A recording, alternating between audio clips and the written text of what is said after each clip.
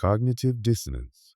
Inside your own mind, cognitive dissonance is a psychological concept that describes the mental tension experienced when a person holds two opposing beliefs, attitudes, or values simultaneously. This clash creates significant internal discomfort. Since the human brain naturally seeks consistency, it struggles when faced with contradiction, often resolving the tension by modifying beliefs, rationalizing irrational behavior, or dismissing inconvenient truths. Cognitive dissonance is among the strongest forces driving human decisions. When used strategically, it becomes a tool to influence behavior, persuade people to change their viewpoints, reinforce harmful habits or choices, and even accept distorted realities.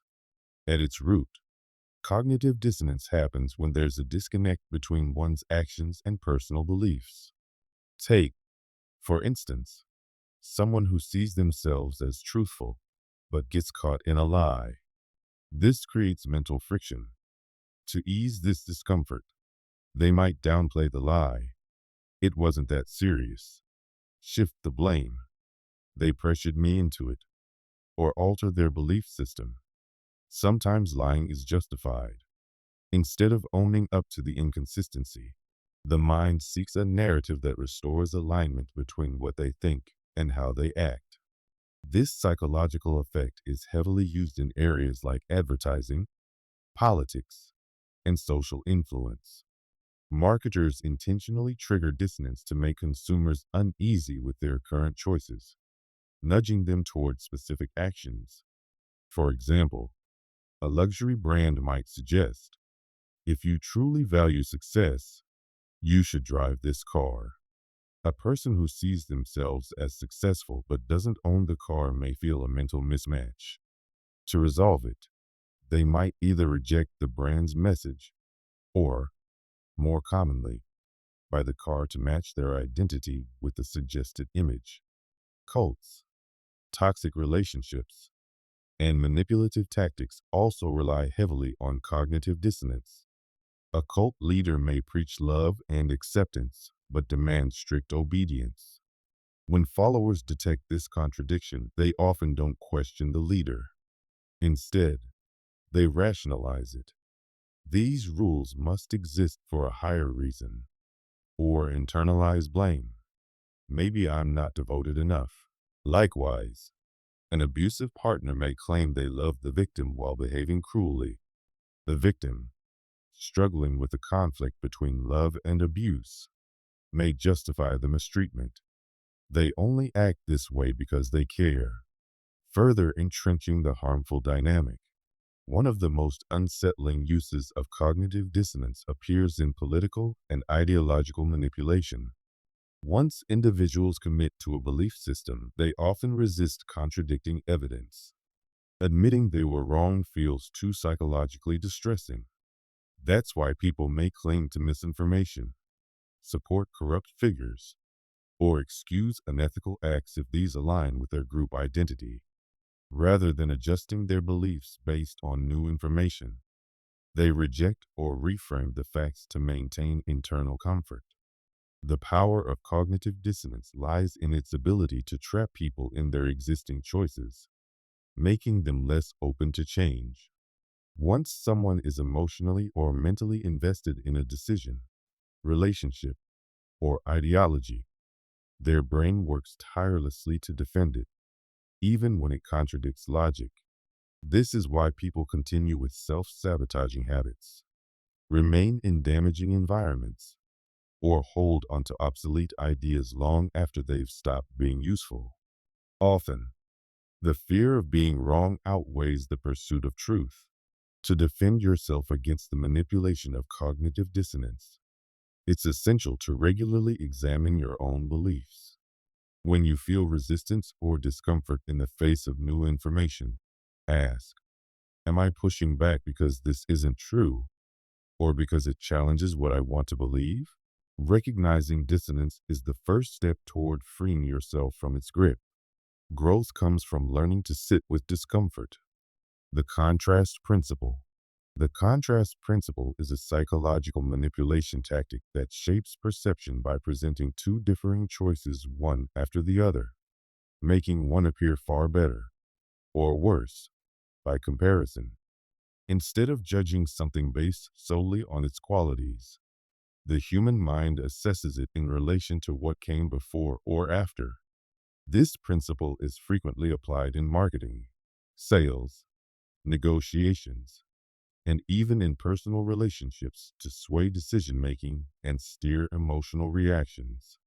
The brain is naturally wired to make comparisons rather than judge things in isolation. For example, if you place one hand in hot water and the other in cold, and then place both into lukewarm water, the hand that was in hot water will feel the lukewarm as cool, while the hand from cold water will feel it as warm. The contrast principle works the same way in how we judge prices, people, opportunities, and even emotions. Sales and marketing industries heavily depend on this psychological effect. A real estate agent might first show a client a shabby, overpriced house before showing the actual property they hope to sell. Because the first option sets a negative tone, the second one seems far more attractive, even if it's only average. Car dealerships use a similar method. They'll show a very expensive car first, so that the next, slightly cheaper one appears to be a better deal by comparison. Retailers also lean on the contrast principle to make discounts appear more significant. A jacket advertised as originally $300, now just $120, seems like an incredible bargain, even if the store never intended to sell it at the original $300 price. Instead of evaluating whether $120 is truly fair, our brain locks onto the comparison. Luxury brands apply this tactic by purposefully overpricing high-end products, so their mid-tier options appear more affordable in comparison, nudging customers to spend more than they originally intended. Negotiators and sales professionals use this method during pricing talks. For instance, someone who wants to sell an item for $500 might begin by asking $800. When the buyer refuses, they drop it to $500, making it seem like a fair compromise, when in reality it was the goal price all along. Employers often use a similar approach during salary negotiations. They may start with a lowball offer, and when they raise it slightly, the candidate may feel like they've won, even if they're still being underpaid. But the contrast principle goes beyond just money. It also impacts how we judge people and situations. Imagine someone going on a date with someone rude and inattentive, and then meeting someone else who is simply moderately kind. That second person might seem exceptionally considerate by contrast, even if they're just average. This explains why rebound relationships often feel so intense. The new partner looks far better when measured against the pain of a recent breakup. The darker side of the contrast principle lies in its potential for emotional manipulation. Abusive relationships often follow a cycle of harsh lows followed by moments of relief, making the abuser seem loving when compared to their own previous cruelty. Similarly, a toxic boss may burden an employee with impossible demands, then slightly ease the workload, causing the employee to feel thankful for what remains an unreasonable situation. This tactic conditions people to tolerate mistreatment because anything slightly better than the worst feels like an improvement. Anchoring bias. Anchoring bias is a type of cognitive distortion where individuals place excessive weight on the first piece of information they encounter when making a decision. This initial point of reference, whether accurate or completely irrelevant, acts as a psychological anchor, shaping all future judgments around it. Once this anchor is established, adjusting away from it becomes difficult, which leads to distorted perceptions and illogical decision-making. This mental bias is commonly used in sales, negotiations, and psychological manipulation because people instinctively compare all subsequent options or ideas to the first number, expectation, or suggestion they receive. The concept of anchoring bias was first identified by psychologists Amos Tversky and Daniel Kahneman. Their research showed that people's decisions are disproportionately shaped by an initial number, even when that number has no logical connection to the decision at hand. In one well-known experiment, participants were asked to spin a wheel that randomly selected a number between 0 and 100. Afterward, they were asked to estimate the percentage of African countries that are members of the United Nations. Those who had spun higher numbers on the wheel consistently gave higher estimates than those who spun lower ones, demonstrating that the initial unrelated number skewed their judgment. One of the most familiar ways anchoring bias is used manipulatively is through pricing tactics. Retailers often display inflated original prices next to current discounts to make the sale price seem far more appealing. For instance, a jacket that's shown as reduced from $200 to May 79th appear like a fantastic deal, until you realize the item was never really intended to be sold at $200. That high price was simply an anchor planted in your mind to make $79 look like a steal by comparison. Real estate agents also apply this technique. A property might be listed at an unrealistically high price, so that even when the buyer negotiates down, they're still referencing the inflated starting point. As a result, they end up paying more than they would have if the anchor had been lower from the start. Similarly, in salary negotiations, a company may begin with a low initial offer, even though they're actually willing to pay more. The candidate, anchored to that initial low figure, may feel like they've secured a win when offered a slightly higher amount. In truth, they could still be accepting less than their potential value. Anchoring bias shows up not just in business, it's used in legal contexts, political arguments, and social situations. In lawsuits, lawyers often demand large sums to establish a high anchor so that even a much lower settlement still feels significant. In political debates, the first statistic or number introduced, accurate or not, often shapes how the entire conversation is perceived. Even in daily life, if someone makes a wildly exaggerated statement, your following thoughts and judgments may still be subtly influenced by that anchor, even if you don't consciously accept it. One of the more harmful effects of anchoring bias lies in its power to distort self-image and expectations. If someone repeatedly tells you that you're not good enough, that negative anchor can embed itself in your subconscious and shape how you see yourself. On the other hand, those who exaggerate their achievements early in a relationship or career can create a high-status anchor, causing others to perceive them as more capable or accomplished than they truly are. To counter anchoring bias, it's crucial to deliberately question the first piece of information you receive. Before making a decision, ask yourself, is this number or fact a genuine reference, or just an artificial anchor? Seek out objective data and try to evaluate the situation without that initial framing. In any negotiation, aim to be the one who introduces the first number. That way, you set the reference point others will unconsciously compare to. Whether you're dealing with prices, salaries, or investment opportunities, don't rely solely on the figures presented. Do your own research. Understanding how anchoring bias works gives you the power to resist psychological tricks and make more logical decisions. Instead of blindly accepting the first idea or number you hear, train yourself to look beyond the anchor and assess things clearly. Breaking free from false reference points puts you back in control of your own judgment. Planned vulnerability. The key to mastering it is awareness. Once you see the strategy, you can choose whether or not to engage.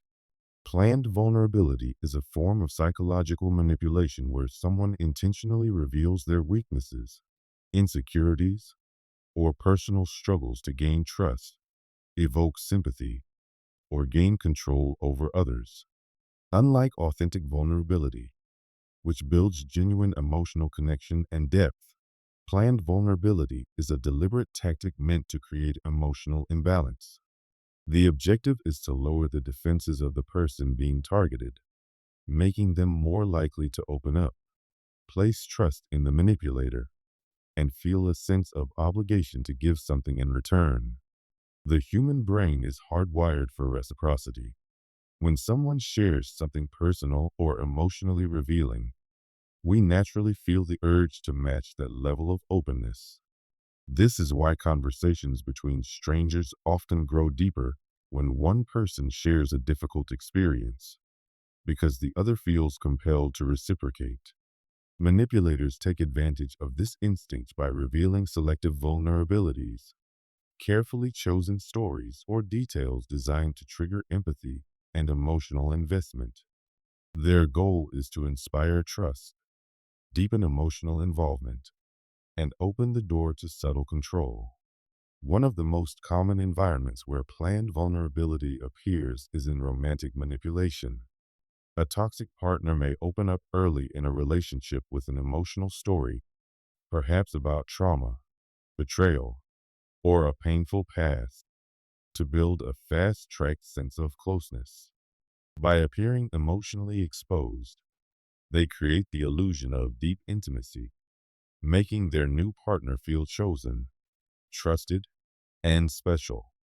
Once that emotional bond is formed, the manipulator can begin asserting influence, often justifying harmful behavior by referencing past pain. "I act this way because I've been hurt before," becomes a shield against accountability.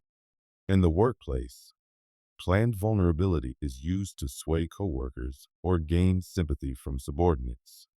A manipulative boss might say, "I'm under so much pressure from upper management. I honestly don't know how I'm going to keep this team afloat." This kind of emotional appeal makes employees feel responsible for picking up the slack, overworking, sacrificing boundaries, or tolerating unfair treatment to help.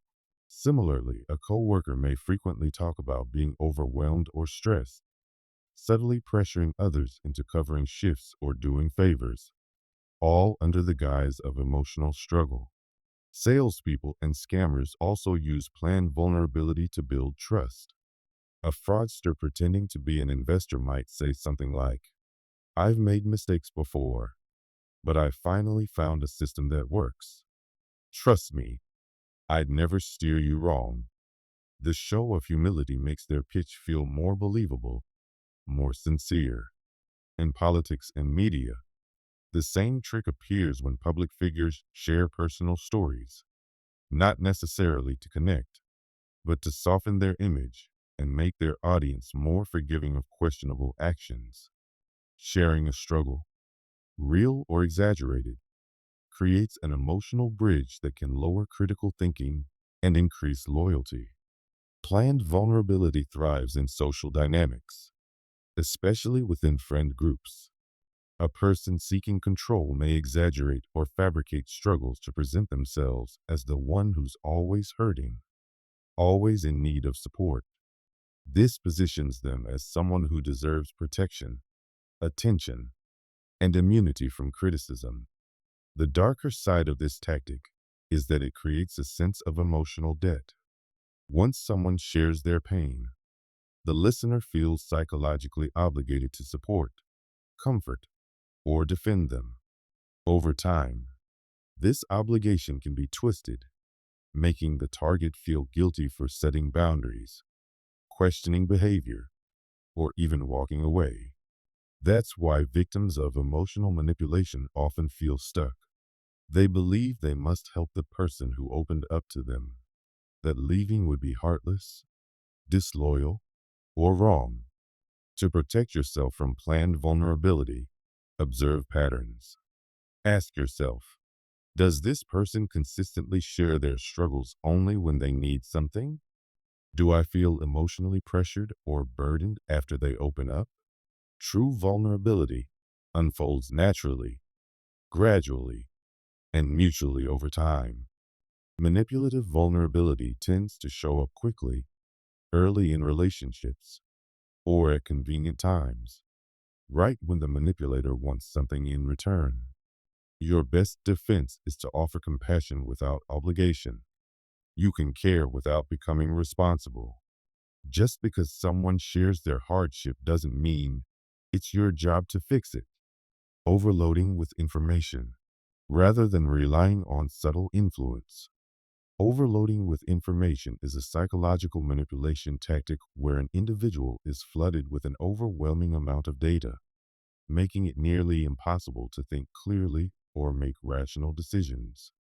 By presenting too many facts, choices, or distractions at once, the manipulator deliberately creates confusion, mental fatigue, and paralysis, increasing the likelihood that the target will comply with whatever is suggested. This strategy is often used in deception, propaganda, business dealings, and even personal relationships to seize control of a situation. Our brains have a limited capacity for processing information. When too much input comes in at once, it causes cognitive overload, leading to poor decision making, mental exhaustion, and impaired critical thinking. In such moments, the brain turns to shortcuts, deferring to authority, reacting emotionally, or choosing the easiest or most obvious path. This is exactly the outcome manipulators want because it allows them to guide decisions subtly, while the target feels as if they made the choice themselves. This technique is frequently seen in corporate and legal environments. Contracts are often packed with dense, technical language that the average person can't fully understand. Faced with pages of overwhelming legal terms, most people simply sign without reading closely, unaware of the true implications. Banks, insurance providers, and tech companies count on this, filling their terms and conditions with confusing clauses, knowing that customers will likely skim or skip them entirely. In political propaganda and media influence, information overload is a favorite tool. News outlets, social media platforms, and even government agencies may flood audiences with contradictory stories, constant updates, or a non-stop flow of headlines, not to inform, but to overwhelm. This information avalanche results in mental fatigue and disengagement, making people either stop questioning things altogether or blindly accept the loudest, most emotionally charged version of events. Sales and marketing professionals also exploit this tactic to push buying decisions. A car dealer might bombard a buyer with dozens of financing options, features, and pricing breakdowns, making the experience so confusing that the buyer ends up choosing the path of least resistance. Similarly, websites frequently overload visitors with pop-ups, offers, and too many product options, nudging them toward impulsive decisions rather than thoughtful ones. In relationships and social manipulation, information overload can be weaponized to confuse or gaslight. A manipulative partner may hurl multiple accusations at once, preventing a calm, logical response. A controlling boss might assign countless tasks, keeping employees too busy to focus on priorities. A narcissist could constantly shift the subject during arguments, throwing in unrelated points to derail the conversation and blur the original issue. But the ultimate purpose remains the same: to drain the target's mental energy, leaving them easier to manipulate. The more overwhelmed a person becomes, the more likely they are to follow the manipulator's lead without resistance. This is why cult leaders, scam artists, and authoritarian figures often rely on information overload. It keeps people distracted and too drained to push back. To defend against information overload, Simplify your decision making. When confronted with too much data, break it into smaller, digestible parts. Ask, what is the core issue here?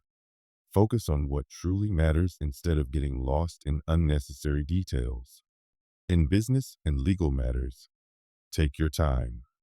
Read contracts thoroughly and ask for clarification. If a situation feels deliberately complex, it might be a red flag for manipulation. Another useful defense is to slow down. Manipulators often pair information overload with a false sense of urgency, pressuring you to act quickly. If you're being rushed while overwhelmed, take a step back. Give yourself space to process the situation fully. Getting a second opinion can also help filter out noise and clarify the truth. Overloading with information is dangerous because it masquerades as education. It makes people believe they're making informed decisions, while in reality, they're being nudged toward a pre-decided outcome.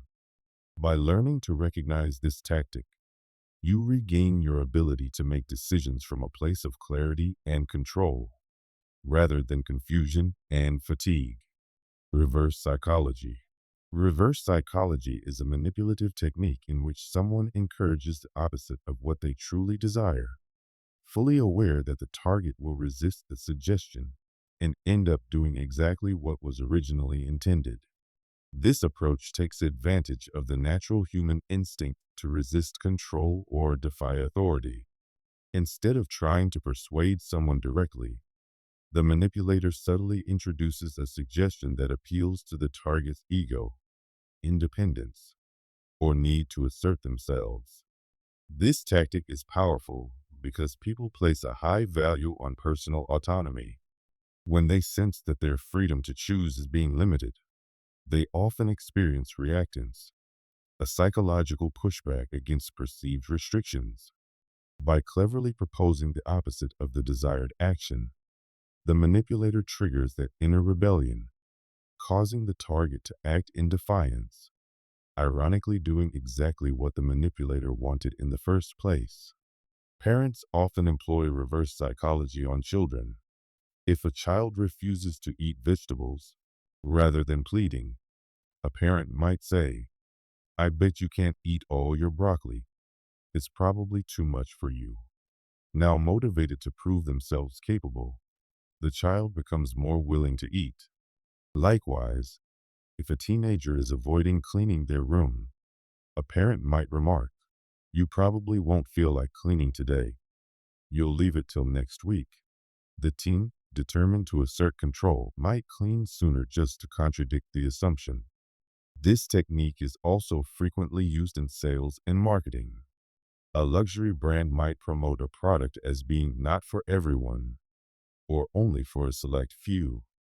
The suggestion is that only the elite or unique should own it.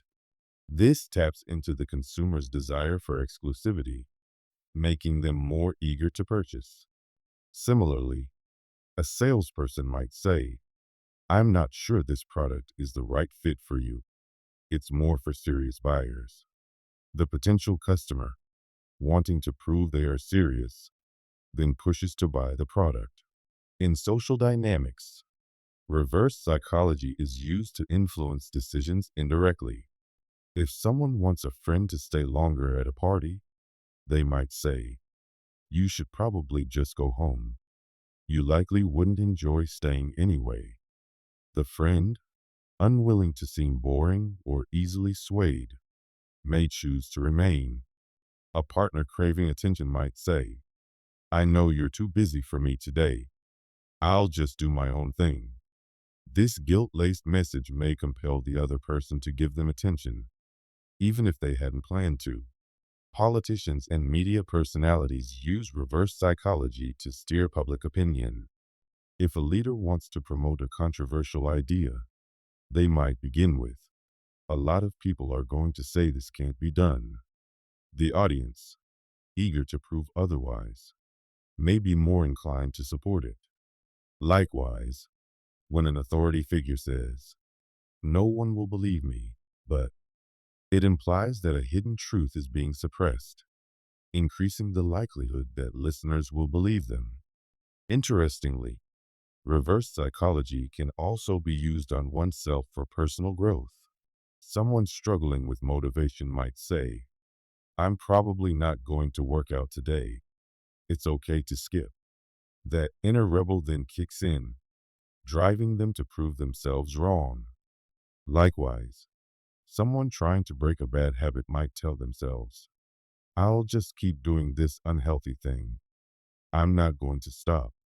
Framing it as a choice, rather than a rule, often triggers self-discipline, thanks to our tendency to push back against perceived constraints.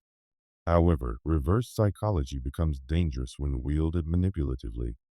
A toxic partner might say, you probably don't care enough about me to help with this, inducing guilt and prompting their partner to prove their love through compliance. A boss might state, I doubt you're committed enough to take on this extra work, pressuring an employee to accept more responsibilities out of a need to prove their dedication. When used maliciously, this tactic can create emotional traps, making people feel compelled to act against their own best interests simply to validate themselves or disprove an implication. To defend against reverse psychology, it's essential to recognize your instinct to resist suggestions. When someone says something that sparks a feeling of defiance, take a moment to reflect. Am I doing this because I truly want to, or because I feel the need to prove something? Awareness of when your independence is being manipulated allows you to regain control of your actions. Reverse psychology remains one of the most subtle yet effective persuasion strategies. When you understand its mechanisms, you gain the ability to both use it strategically and protect yourself from those who try to use it against you.